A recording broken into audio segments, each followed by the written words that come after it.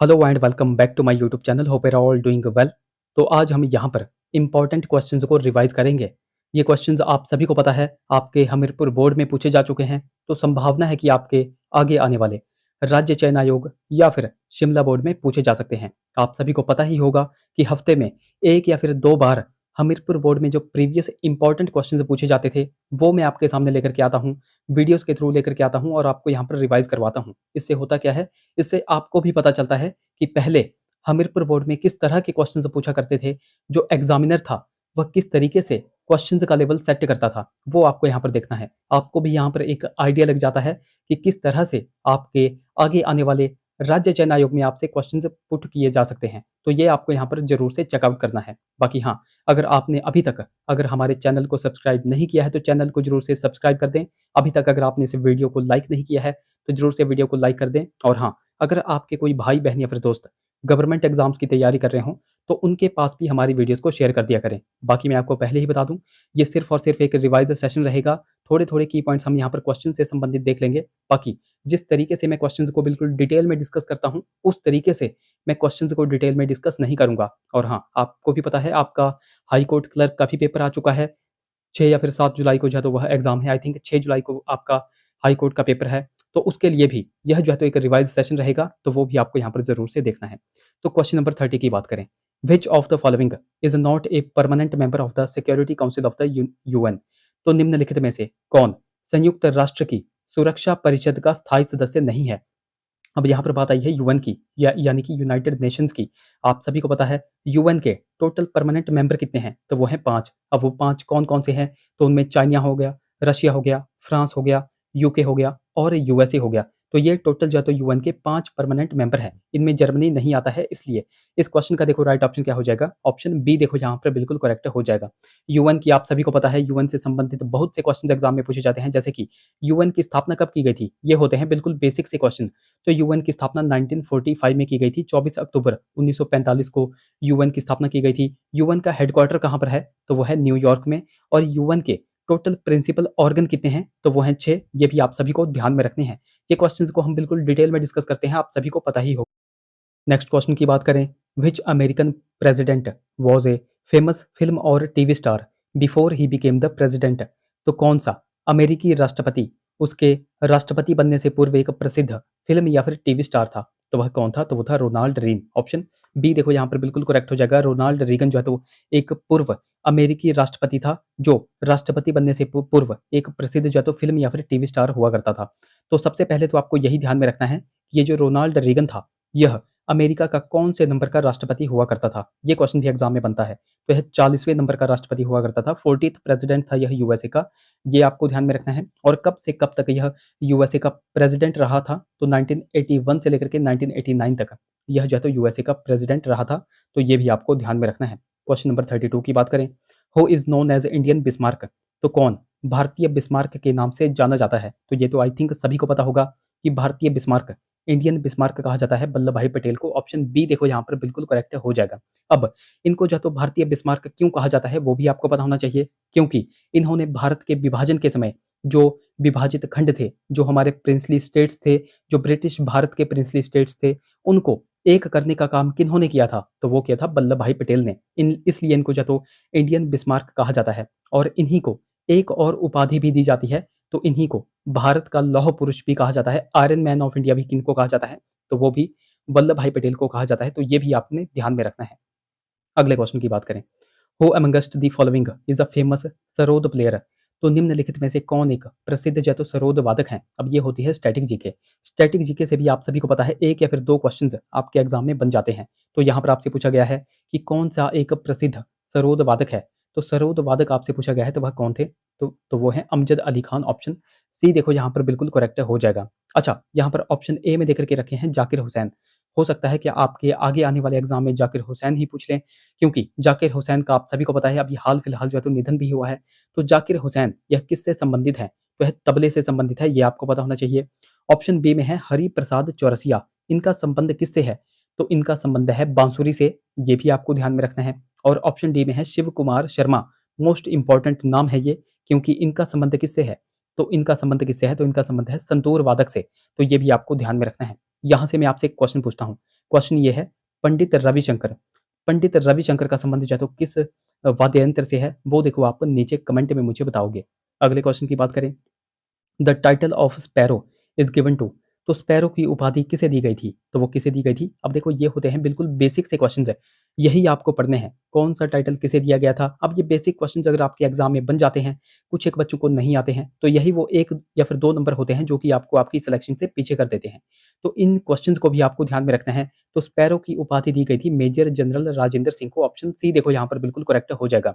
अब ये जो मेजर जनरल राजेंद्र सिंह थे, ये थे कौन, तो यह इंडियन आर्मी ऑफिसर हुआ करते थे और 2 बार यह जो है तो लोकसभा के मेंबर भी रह चुके हैं, तो ये भी आपको ध्यान में रखना है। नेक्स्ट क्वेश्चन की बात करें, the local name of Mohenjodaro is. तो मोहनजोदड़ो का स्थानीय नाम क्या है, तो मोहनजोदड़ो को बोलते हैं माउंट ऑफ द डेड, यानी कि मौत का टीला। ऑप्शन सी देखो यहाँ पर बिल्कुल करेक्ट हो जाएगा। अब यहाँ से भी कुछ एक बेसिक से क्वेश्चन बनते हैं, आप सभी को पता है मोहनजोदारो यह एक हड़प्पन साइट थी, यानी कि सिंधु घाटी सभ्यता का स्थल था। तो मोहनजोदड़ो की खोज किसके द्वारा की गई थी, तो वो की गई थी राखलदास बनर्जी के द्वारा। कब की गई थी, 1922 में की गई थी। और ये जो मोहनजोदड़ो है, यह कौन सी नदी के किनारे है, तो यह सिंधु नदी के किनारे है। इसी तरह आपसे पूछा जाता है हड़प्पा। तो हड़प्पा की खोज किसके द्वारा की गई थी, तो वो की गई थी दयाराम साहनी के द्वारा। और कब की गई थी, तो वो की गई थी 1921 में। और ये जो हड़प्पा है, यह कौन सी नदी के किनारे है, तो यह है रावी नदी के किनारे। और ये बिल्कुल बेसिक से क्वेश्चंस हैं जो कि हम हर बार जो है तो डिस्कस करते हैं। जैसे कि आप सभी को पता होगा सिंधु घाटी सभ्यता का टोटल एरिया कितना है, तो अप्रॉक्स में मैं आपको हर बार बताता हूँ, तो वो है 13 लाख स्क्वायर किलोमीटर। इस तरह के क्वेश्चंस भी आपके एग्जाम में बनने की संभावना है, तो ये भी आपको ध्यान में रखने हैं। आप सभी को पता है सिंधु घाटी सभ्यता को ही नगरीय सभ्यता बोला जाता है, आद्य ऐतिहासिक सभ्यता भी बोला जाता है और कांस्य युगीन सभ्यता भी बोला जाता है। तो ये कुछ बेसिक से फैक्ट होते हैं जो कि आपको बार-बार जो है तो रिवाइज़ करते रहना है। नेक्स्ट क्वेश्चन की बात करें, which was the first capital of Magadh. तो मगध की प्रथम राजधानी कौन-सी हुआ करती थी? तो पहले तो आपको यही ध्यान में रखना है कि मगध के पहले वंश का संस्थापक कौन था? तो मगध के पहले वंश का संस्थापक था बृहद्रथ। ये आपको पता चल गया। अब बृहद्रथ मगध के पहले वंश का संस्थापक था, तो इसने अपनी राजधानी जो है तो कहाँ बनाई थी? जो कि आपसे इसी क्वेश्चन में पूछी गई है। तो इसने अपनी राजधानी बनाई थी गिरिब्रज, या फिर जिसको हम राजगृह बोलते हैं। तो मगध की पहली राजधानी कौन-सी हुई? तो वो हुई गिरिब्रज या फिर राजगृह। ये आपको पता चल गया। आप सभी को पता है मगध पर अलग-अलग वंशों ने शासन किया था, तो उनका एक क्रम मैं आपको बता देता हूँ। तो मगध पर सबसे पहले जो है तो हर्यक वंश ने शासन किया। हर्यक वंश के बाद जो है तो शिशुनाग वंश आया। शिशुनाग वंश के बाद नंद वंश आया और नंद वंश के बाद जो है तो मौर्य वंश आया था। तो ये सीक्वेंस भी बहुत बार एग्जाम में बनता है, ये मैंने आपको बता दिया। अच्छा, एक क्वेश्चन सेंट्रल लेवल के एग्जाम में पूछा गया था, वो मैं आपको बताता हूँ। आपसे एक क्वेश्चन पूछा गया था, थोड़ा घुमा करके क्वेश्चन पूछा गया था। आपसे क्वेश्चन पूछा गया था मगध से ही संबंधित। तो क्वेश्चन इस तरह से पूछा गया था कि मगध के किस राजा को जो सिकंदर का सेनापति हुआ करता था सेल्यूकस निकेटर, तो मगध के किस राजा को सेल्यूकस निकेटर के द्वारा 4 प्रांत काबुल, कंधार, हेरात और मकरान उपहार में दिए गए थे, भेंट में दिए गए थे या फिर दहेज में दिए गए थे? तो वो किसे दिए गए थे? तो वो दिए गए थे चंद्रगुप्त मौर्य को, जो कि मौर्य वंश का संस्थापक था। ये क्वेश्चन एग्जाम में बना हुआ है, थोड़ा घुमा करके क्वेश्चन पूछा गया है, तो ये भी आपको ध्यान में रखना है। नेक्स्ट क्वेश्चन की बात करें, बाकी वीडियो अगर आपको हेल्पफुल लग रही होगी तो जरूर से वीडियो को लाइक कर दें। क्वेश्चन नंबर हमारा 37 है, in which state was the Nalanda university located in India. तो भारत के किस राज्य में नालंदा विश्वविद्यालय स्थित था? अब कुछ एक बच्चे यहाँ पर भी कंफ्यूज हो जाते हैं, उनको पता ही नहीं चलता कि नालंदा विश्वविद्यालय क्या यह बंगाल में था या फिर बिहार में था। तो आपको ध्यान में रखना है कि ये जो नालंदा विश्वविद्यालय था, यह बिहार में था। ऑप्शन बी देखो यहाँ पर बिल्कुल करेक्ट हो जाएगा। अब एक क्वेश्चन आपके हमीरपुर बोर्ड में ही पूछा गया था, वो मैं आपको बताता हूँ। आपसे क्वेश्चन पूछा गया था कि ये जो नालंदा विश्वविद्यालय है, यह बिहार में किस शहर के पास स्थित है? ये क्वेश्चन जो है तो आपके हमीरपुर बोर्ड में ही पूछा जा चुका है। तो ये भी आपको ध्यान में रखना है कि ये जो नालंदा विश्वविद्यालय है, यह बिहार में पटना शहर के पास स्थित है, ये भी आपको ध्यान में रखना है। आप सभी को पता होना चाहिए कि नालंदा विश्वविद्यालय की स्थापना किसने की थी? तो नालंदा विश्वविद्यालय की स्थापना कुमारगुप्त के द्वारा करवाई गई थी, जो कि गुप्त वंश का एक राजा हुआ करता था। और नालंदा विश्वविद्यालय को तोड़ा किसने था, यानी कि इसको ध्वस्त किसने किया था?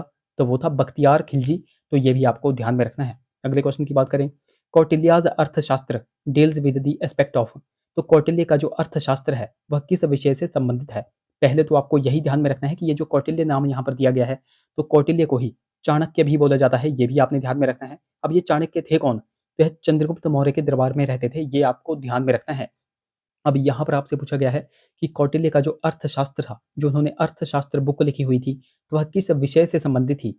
तो वो थी पॉलिटिकल पॉलिसीज यानी कि राजनैतिक नीतियों से संबंधित। ऑप्शन बी देखो यहाँ पर बिल्कुल करेक्ट हो जाएगा। नेक्स्ट क्वेश्चन की बात करें, a Buddhist council during the reign of Kanishka was held eight.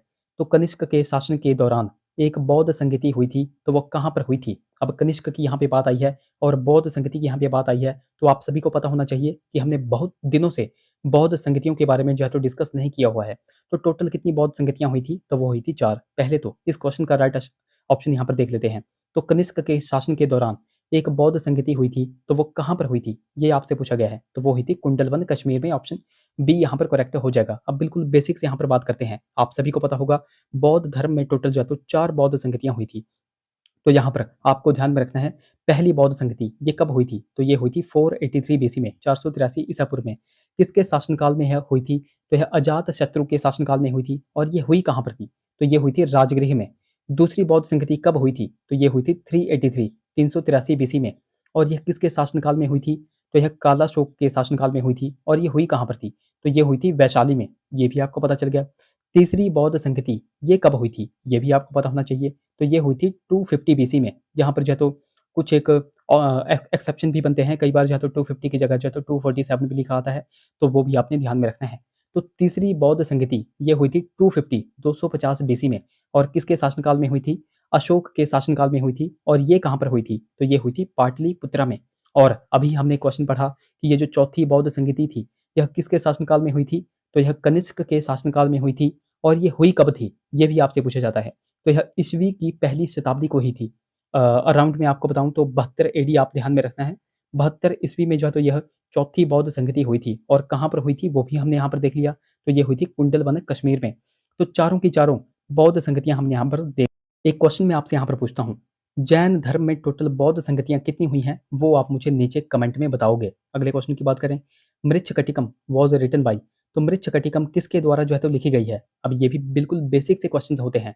हर एक बच्चे के ये बेसिक क्वेश्चन जो है तो गलत नहीं होने चाहिए। तो मृच्छकटिकम किसके द्वारा लिखी गई है? तो ये लिखी गई है शूद्रक के द्वारा। ऑप्शन बी देखो यहाँ पर बिल्कुल करेक्ट हो जाएगा। ऑप्शन सी में है कल्हण। कल्हण ने कौन सी बुक लिखी है? तो इन्होंने राज तरंगिणी बुक लिखी हुई है। ऑप्शन डी में है बाण भट्ट। तो बाण भट्ट किसके दरबारी थे? वो आप मुझे नीचे कमेंट में बताओगे। और बाण भट्ट के द्वारा 2 पुस्तकें लिखी गई है। एक तो इन्होंने लिखी है हर्षचरित और एक लिखी है कादम्बरी। आई थिंक यहाँ पर आपको पता चल ही गया होगा कि बाण भट्ट किसके दरबारी कवि थे? तो ये थे हर्षवर्धन के। ये आप सभी को पता चल गया। तो बाण भट्ट की पुस्तकें भी हमने यहाँ पर देख ली। अगला question, Rashtrakuta empire was founded by.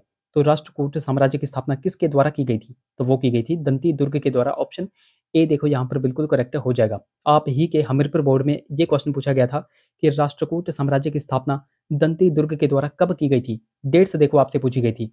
तो 752 ईस्वी में दंती दुर्ग के द्वारा राष्ट्रकूट वंश की स्थापना की गई थी। ये आपको ध्यान में रखना है। अब दंती दुर्ग ने राष्ट्रकूट वंश की स्थापना कर दी, तो इन्होंने अपनी राजधानी कहाँ पर स्थापित की थी? तो इन्होंने अपनी राजधानी मानेखेत, जो कि शोलापुर में पड़ती है, वहां पर जो है तो अपनी राजधानी स्थापित की थी। यानी कि हम कह सकते हैं कि महाराष्ट्र में इन्होंने जो है तो अपनी राजधानी स्थापित की थी। तो ये भी आपको ध्यान में रखना है। आप ही के हमीरपुर बोर्ड में एक क्वेश्चन बनता है कि राष्ट्रकूट वंश का सबसे शक्तिशाली शासक कौन था? तो राष्ट्रकूट वंश का सबसे शक्तिशाली शासक था कृष्ण तृतीय। तो ये नाम भी आपने ध्यान में रखना है। अगले क्वेश्चन की बात करें, which Delhi sultan is known for introducing market control mechanism. तो कौन सा दिल्ली सुल्तान बाजार नियंत्रण व्यवस्था को प्रारंभ करने के लिए जाना जाता है? तो वो कौन था? Obviously Alauddin Khilji. Option B देखो यहाँ पर बिल्कुल करेक्ट हो जाएगा। अलाउद्दीन खिलजी से आप सभी को पता है बहुत से क्वेश्चंस एग्जाम में बनते हैं, जैसे कि इसके बचपन का नाम अली या फिर गुरसास्प था।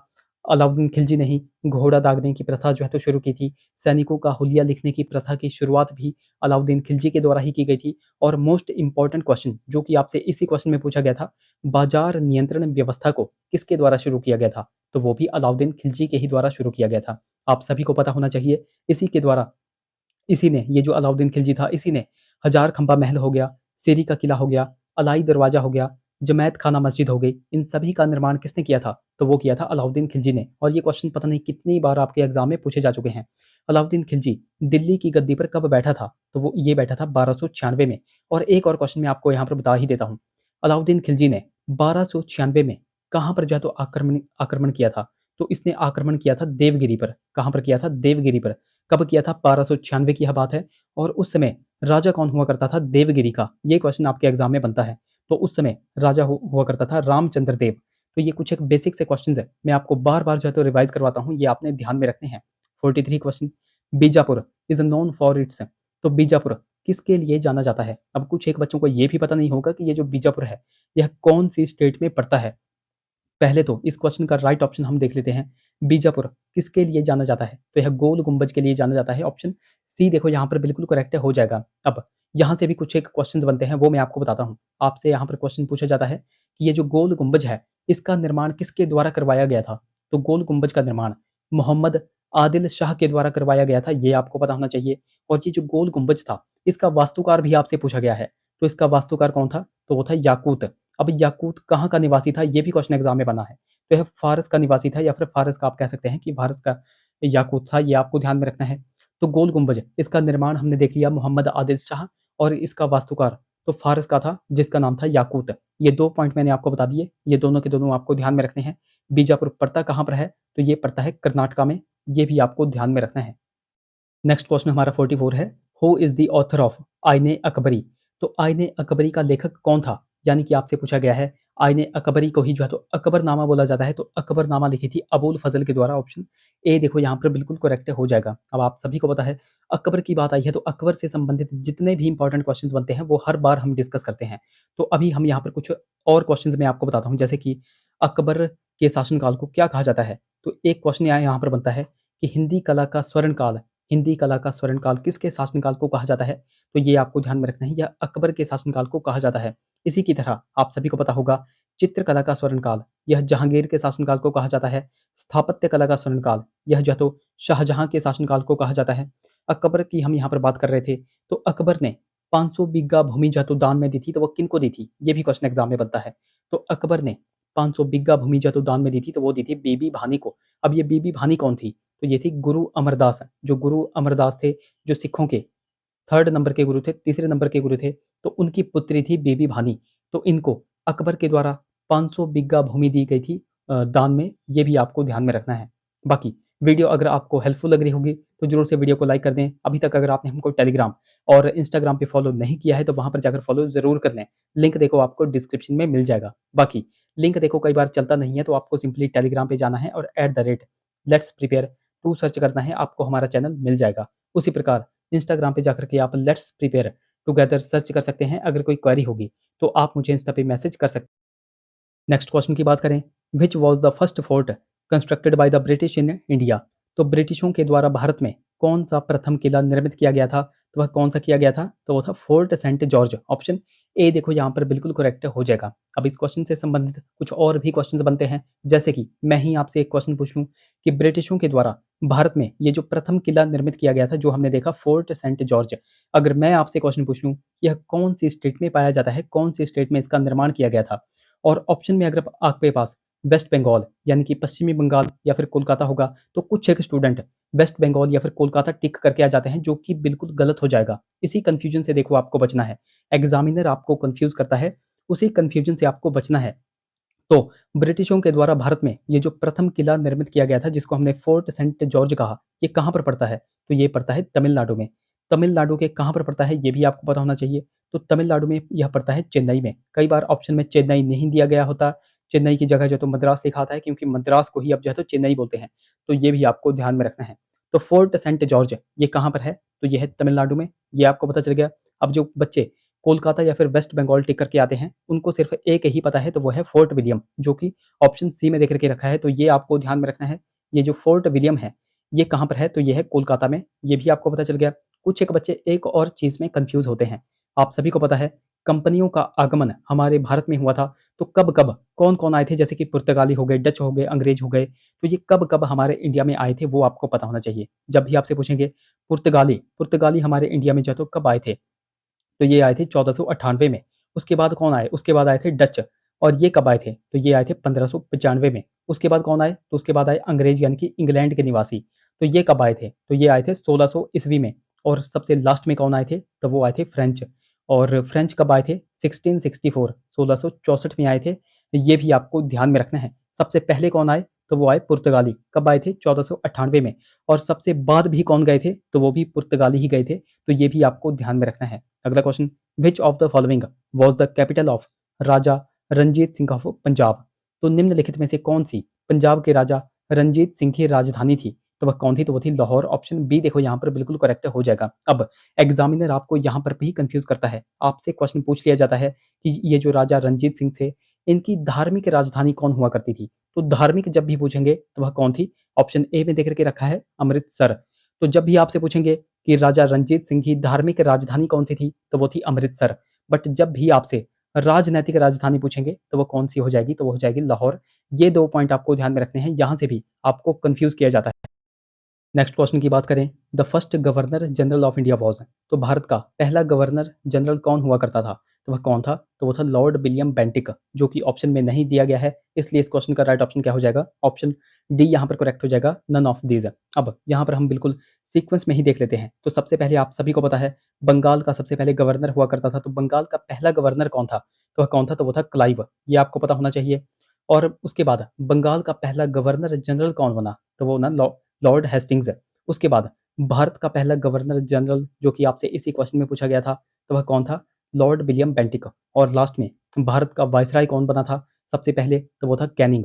ये 4 पॉइंट्स बहुत बार एग्ज़ाम में बनते हैं, जो कि मैंने आपको बता दिए, ये भी आपने ध्यान में रखने हैं। अगले क्वेश्चन की बात करें, Birsa Munda was in favour of, तो बिरसा मुंडा किसके पक्ष में थे? अब सबसे पहले तो आपको यही ध्यान में रखना है, यहाँ पर ये नहीं पूछा गया है कि बिरसा मुंडा का जन्म कहाँ पर हुआ था।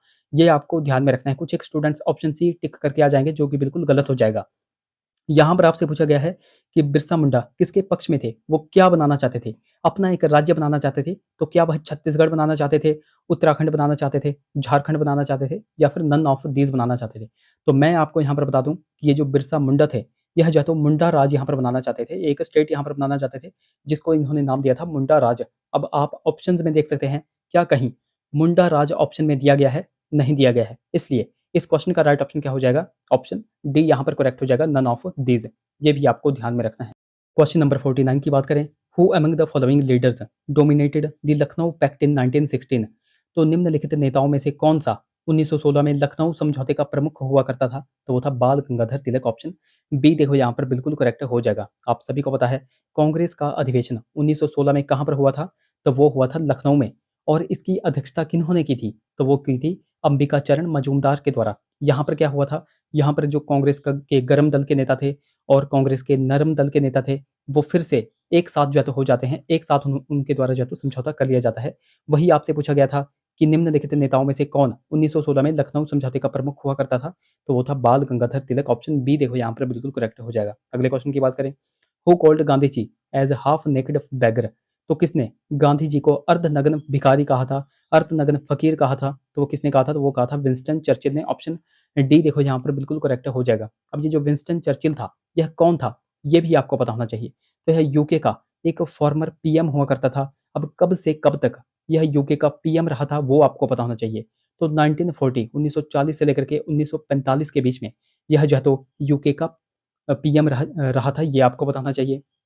कई बार घुमा कर के भी क्वेश्चन पूछा जाता है। आपसे पूछा जाता है कि यूके के सेकंड वर्ल्ड वॉर के दौरान जो है तो पीएम कौन हुआ करते थे? तो वो भी यही थे, विंस्टन चर्चिल।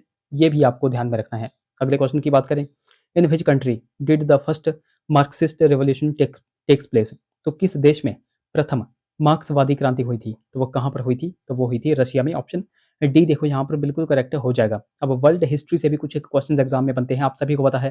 3 या फिर 4 क्वेश्चन आपके एग्जाम में पूछे जाते हैं वर्ल्ड हिस्ट्री से संबंधित, तो उनके लिए भी आपको तैयार रहना है। मेरा इन क्वेश्चंस को लाने का मेन मोटिव यही है कि आपको पता चल सके कि किस तरीके से पहले हमीरपुर बोर्ड में क्वेश्चन पूछा करते थे। आपको भी यहाँ पर आइडिया लगेगा कि अब आपको क्या पढ़ना चाहिए, आपको किस लेवल की यहाँ पर तैयारी करनी चाहिए। तो आपको पता चल गया कि किस देश में पहली मार्क्सवादी क्रांति हुई थी, तो वो हुई थी रशिया में। एक क्वेश्चन आपसे यहाँ पर पूछा जाता है कि ये जो प्रथम मार्क्सवादी क्रांति रशिया में हुई थी, ये हुई कब थी? तो ये डेट भी आपको ध्यान में रखनी है, 1917 में यह हुई थी, ये भी आपको पता चल गया। नेक्स्ट क्वेश्चन की बात करें, क्वेश्चन नंबर हमारा 52 है। The ruler who stated I am the state was, तो किस शासक ने कहा था कि मैं ही राज्य हूँ, आई एम द स्टेट? तो ये किसने कहा था? तो ये कहा था लुईस 14th। ऑप्शन डी यहाँ पर करेक्ट हो जाएगा। तो लुईस 14th यह जो है तो एक राजा हुआ करता था। तो ये कहाँ का राजा था? तो यह एक फ्रेंच यानी कि फ्रांस का राजा हुआ करता था, फ्रेंच किंग यह हुआ करता था। और ये 14वें नंबर का था, यानी कि लुईस 14th इसका यह नाम है, ये आपको ध्यान में रखना है। अब यहाँ पर बात किसकी आई है? तो यहाँ पर वर्ल्ड हिस्ट्री की ही बात आई है। तो एक क्वेश्चन मैं आपसे यहाँ पर पूछता हूँ। तो क्वेश्चन ये है, हिटलर हिटलर का जन्म कब हुआ था? आप मुझे नीचे कमेंट में बताओगे। और हिटलर ने अपने आप को, खुद को चाहे तो गोली मारी थी, अपनी आत्महत्या कर दी थी, तो वो कब की थी? वो भी आप मुझे नीचे कमेंट में बताओगे। तो देखो गाइज़, ये थे हमारे कुछ क्वेश्चंस। आई होप वीडियो आपको इन्फॉर्मेटिव लगी होगी। अगर वीडियो अच्छी लगी है तो ज़रूर से वीडियो को लाइक करें, शेयर करें, चैनल को सब्सक्राइब करें तथा बेल आइकन को प्रेस करना बिल्कुल ही ना भूलें। तो चलिए मिलते हैं हम अगली वीडियो में। Till then take care.